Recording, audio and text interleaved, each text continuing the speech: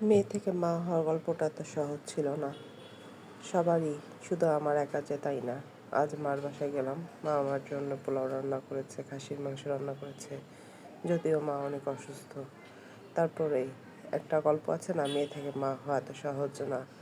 একটা মেয়ে তখনই মেয়ে থেকে মা হয় যখন তার মায়ের সাপোর্ট থাকে। হ্যাঁ, প্রত্যেকটা মেয়ের পরিবারের ক্ষেত্রেই মাদের সাপোর্ট সবচেয়ে বেশি থাকে। আমার মার বেলা কম ছিল না, তার ছয়টা ছেলে মেয়ে। তারপরে এর মাঝে সে আমাদেরকে সুন্দরভাবে মানুষ করেছে, আলহামদুলিল্লাহ। আমাদের প্রত্যেকটা ভাই বোনকে সে চেষ্টা করেছে যতটুকু পরিশ্রম দিয়ে মানুষ করার, ততটুকু করেছে। আজ সে অসুস্থ, তার পাশে আমরা কেউ নেই। এটা যে কত দুঃখ, সেটা মেয়েরা ছাড়া বা ছেলেরা ছাড়া কেউ বলতে পারবে না। কারণ যার যার মা তার তার কাছেই অন্যরকম। আমার মাই আমার কাছে অন্যরকম। তো বিকালবেলা মাকে নিয়ে একটু বের হলাম, বাচ্চাদের ওর সাথে নিলাম নিয়ে। এটা আমাদের ক্যান্টনমেন্ট কচু ক্ষেতের দিকে 14 নম্বরের দিকে একটা রেস্টুরেন্ট। মাকে নিয়ে হাঁটতে গেলাম। হাঁটতে যেয়ে বললাম, আসেন না, আপনি কি? মা হাঁটতে পারে না, খুবই অসুস্থ।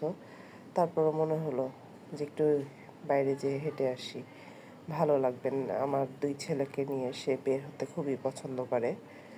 তো বের হলাম, বের হয়ে রেস্টুরেন্টের মধ্যে গিয়ে তাকে নিয়ে একটু নিরিবিলি পরিবেশে বসলাম। মা মেয়ে গল্প করলাম। তারপরে কিছু টুকটাক খাওয়া দাওয়া শেষে তাকে বাড়িতে রেখে এসে আমি আমার ছাদে বাচ্চাদের নিয়ে একটু হাঁটলাম। আর মনে হলো মায়ের সাথে সময়টা কি সুন্দর, কত দ্রুত চলে যায়। আমাদের ছাদ বাগানটা খুব সুন্দর, তাই না? আজকে কেন জানি মায়ের জন্য খুব খারাপ লাগছে, তাই ভিডিও না করে পারলাম না।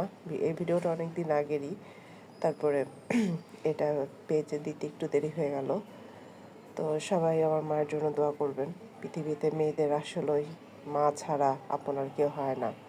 প্রত্যেকটা মেয়ের ক্ষেত্রে, প্রত্যেকটা ছেলের ক্ষেত্রে তার নিজের মা, প্রত্যেকটা মানুষের ক্ষেত্রেই তার নিজের মা অনেক আপন। তো মাকে নিয়ে অনেক কথা বলে ফেলেছি। সবাইকে আমার ভিডিও দেখার জন্য অসংখ্য ধন্যবাদ। প্লিজ আমার পেজটাকে একটা লাইক ফলো দিয়ে আমার পাশে থাকবেন সবাই। আল্লাহ হাফেজ।